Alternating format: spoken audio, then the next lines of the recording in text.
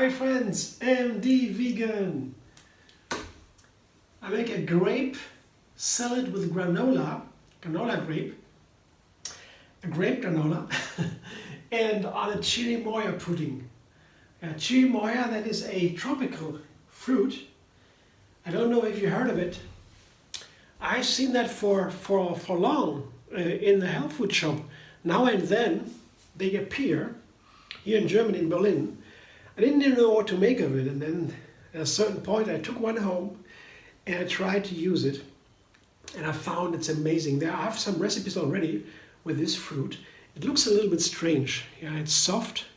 You see, it has to be soft, and the skin is also soft and can be peeled off. But the thing is, there are a lot of hard kernels inside, and they are spread all over the fruit, so you don't find them that easily. So you might not know how to use it. I heard about you cut it in half and spoon it and spit the kernels, the pits out. They're very hard and big stones. You can't eat them. Yeah, you have to get rid of them. So, but it tastes delicious. It's a white flesh. Here I show you what it looks like. Here, this is what it looks like inside. You know, this is the flesh of a cherimoya. And what I found, yeah, here I cut it into these wedges. This is a wedge, a thin wedge, because here you see there's a hole in the wedge. There was a stone, a pit. If I cut it in wedges and I peel the wedge, then you easily find the pits and you can take them out. Sometimes I have to cut a little bit smaller here, yeah. But if you cut it in small pieces, you find the pits, and that's the easiest way so far to me to cut them, to seed them. Because if you don't want to eat them just with a spoon, it's delicious. They have a sweet, sour flavor and a very soft, but still, the flesh is soft, but it has still some texture, fiber. It's very wonderful. It's very delicious, it's sweet and sour, but more sweet, very light, heavenly, really beautiful flavor. But what happens if you blend the cherimoya in a blender, just the flesh, then you get a wonderful pudding texture. The fiber in the fruit, and that is with all plants, the fiber is responsible for the texture. Yeah, and texture is the thing that makes a pudding so special. Pudding has a certain texture. And I found if you blend the cherimoya, you get a pudding texture. Really, so interesting, yeah? And then I looked it up, and I saw in South America, I think they come from, usually on Asia also, they have it. They have a lot of recipes with the cherimoya. It seems to be there a very common fruit. So they have a lot of recipes, traditional recipes. I had never seen a recipe here in Germany with cherimoya, so I made my own, and I found this pudding's texture most amazing. So I will make a pudding now. I put one cherimoya into a blender, without the pits of course, yeah, very hard. And I take a banana and some cashews, not too much, 2 small bananas and a small handful of cashews, yeah, to add to it. You don't need that. You can also blend the cherimoya all by itself. It's a wonderful pudding texture. You can try that. Yeah. To begin, yeah, you just make a cherimoya pudding. It's so easy. Today I have some recipes. You can look it up. MD Vegan. There are some cherimoya recipes. You find it easily. Just go to YouTube and search for MD Vegan cherimoya, and you find a number of recipes. But here I make it a little bit more complex. And I put a half lemon into it and 3 small dates. So that is my pudding. And a small amount of water, just a little bit to get the blender started. Blender dance.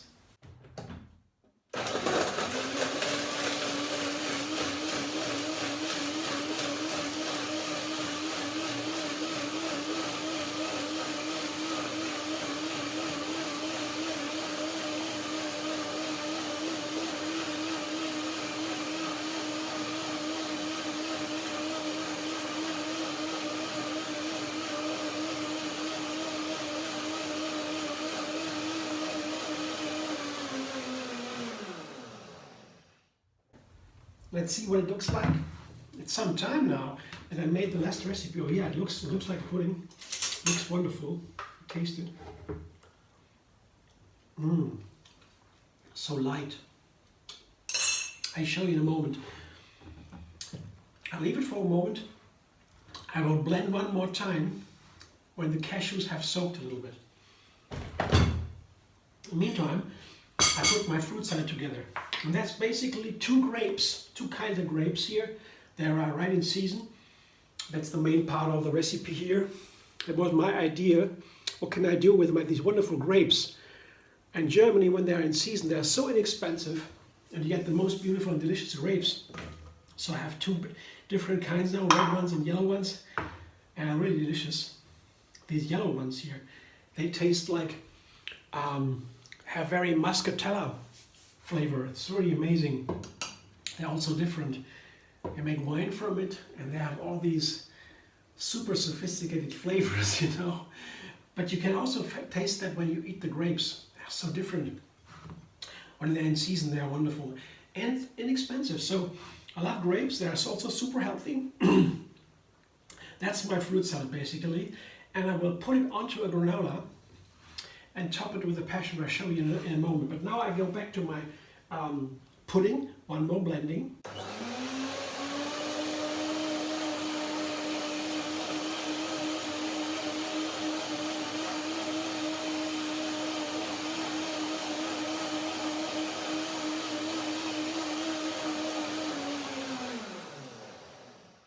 I gotta check if there is enough of everything. The texture is really good, or do I need some more water or so?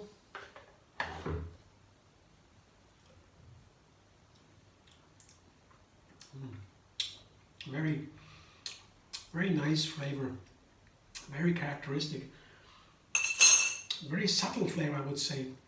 The subtle sweet and sour flavor from the cherimoya. You will see that. Here I show you what I mean when I say pudding texture. You see it already. You see that's from the cherimoya. It looks like a pudding, really. That's what it looks like. Yeah, I'm just wondering. I put a little bit more water in there because it's more like a dressing for this salad, this kind of pudding. Okay, that's okay. I do it just like that.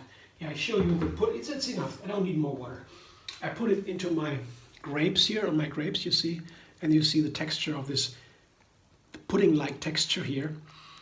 And there is so much to do with the cherimoyas. Right now, I find them again. As I said, they are not always here. They seem to be seasonal also, where they are harvested. They are in season right now. I think it's autumn in our country, at least. When they are seasoned in their country, it's here autumn. And then is when they get them here too. So that's the time when I get some. Maybe I get some more, let's see. Oops. But I don't know yet. I always look what they have in the shop, and then I take something home I like, and then I make a recipe with it. So this is all now in my grape salad with a cherimoya pudding. Yeah.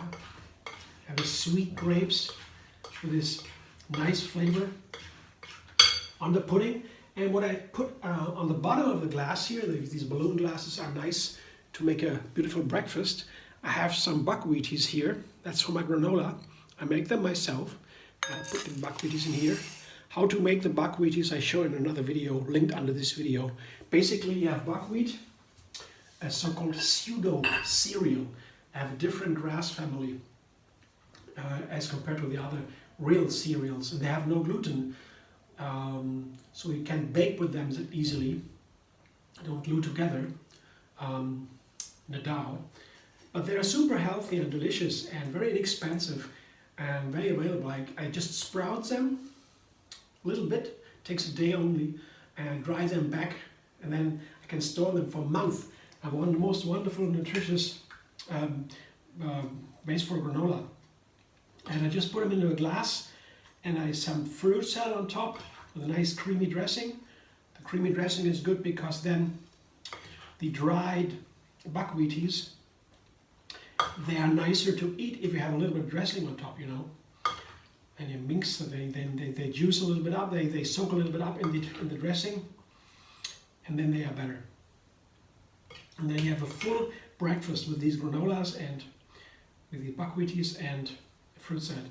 That's all I need. So that is what I have now. Here is my fruit salad with the pudding, and on top of it I put this. I show you again also here. This is a passion fruit, maracuja also. Looks pretty uninteresting maybe, like an egg, but inside it's like this. The seeds and the juice, and they have the most fascinating sweet and sour flavor. I don't know anything. Maybe peaches are a little bit like that, but they are, wow, it's a tropical fruit, has a very strong flavor, very exciting.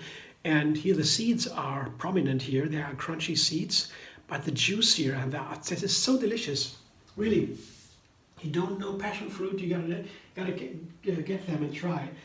You can just spoon them away, or I like to put them on top as a decoration, like here. You see, I just put them on top a little bit,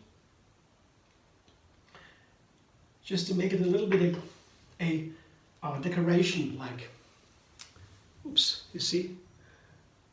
And they give a very nice flavor to the rest.